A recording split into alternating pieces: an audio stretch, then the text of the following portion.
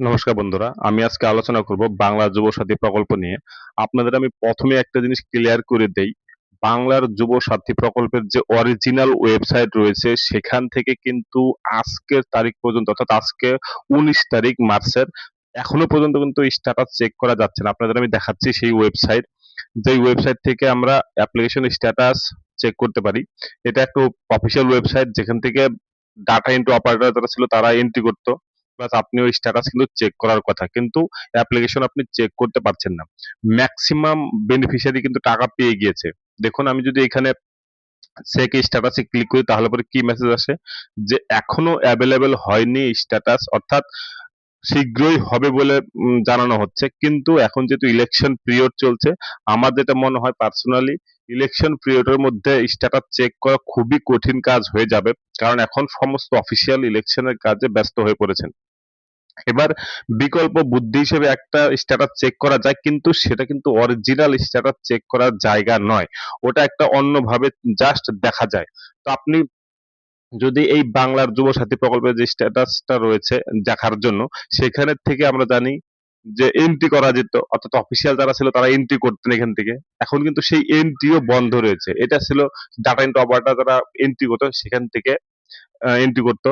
এখানে ডিজিটাইজড যে অ্যাপ্লিকেশন অপশনটি আছে সেখান থেকে কিন্তু নতুন ফর্ম এন্ট্রি হতো।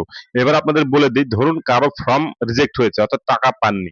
তার ফর্ম এখন খুঁজে পাওয়া কিন্তু খুবই কষ্টসাধ্য ব্যাপার, কারণ ব্লকে হাজার হাজার ফর্ম কিন্তু জমা পড়েছে। সেই ফর্ম থেকে আপনার ফর্মটি খুঁজে পাওয়া কিন্তু খুবই কঠিন একটি কাজ। ধরুন কোনো কারণের জন্য ফর্মটি রিজেক্ট হয়েছে, কি কারণের জন্য রিজেক্ট হয়েছে সেটা কিন্তু আপনার কাছে কোনো রকম মেসেজ আসেনি বা জানানো হয়নি, কারণ এত ফর্মের মধ্যে থেকে জানানো কিন্তু খুবই কঠিন কাজ। তো সেটার জন্য জাস্ট শুধু আপনার কাছে এই যে WBIFMS যে অপশনটি আছে সেখান থেকে জাস্ট আপনি এন্ট্রি করে দেখতে পারেন যে আপনার ফর্মটা এন্ট্রি হয়েছে কি হয়নি।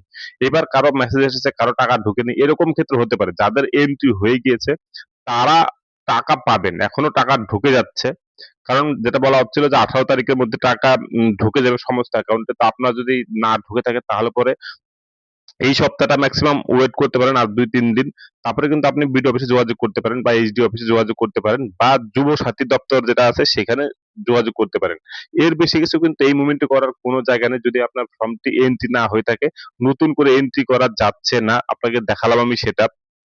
তো এই মুভমেন্ট যেহেতু ইলেকশন পিরিয়ড, তো আপনার জাস্ট শুধু আ স্ট্যাটাসটা দেখতে পারবেন যে এন্ট্রি হয়েছে কিনা। প্লাস টাকা না ঢুকলে পরে কিন্তু এই মুভমেন্টে কিছুই করার থাকবে না। কারণ হাজার, হাজার ফর্মের থেকে আপনার ফর্মটা খুঁজে বের করা কিন্তু একটি জটিল সাধ্য কাজ। তো যাই হোক বন্ধুরা, যদি স্ট্যাটাস চেক করা যায় অবশ্যই আপনাদের আমি জানাবো। আর ভিডিওটি যদি ভালো লাগে লাইক, কমেন্ট, শেয়ার করবেন। আর আপনার টাকা ঢুকলো কিনা অবশ্যই কমেন্টে লিখে জানান। আর নতুন হলে পরে সাবস্ক্রাইব করে রাখবেন। ধন্যবাদ।